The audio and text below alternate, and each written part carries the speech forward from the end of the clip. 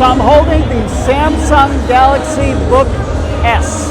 This is a brand new laptop that's running a mobile CPU. It's running a mobile Qualcomm CPU. They say it has 23 hours of battery life in this little guy. We'll see if that's actually really true. It's a full Windows machine, full Windows 10 home machine actually. Touch screen, full keyboard, full trackpad. It's pretty light, it's quite thin. It was a total surprise today from Samsung because they announced it when they were introducing their new Note 10 and Note 10 Plus.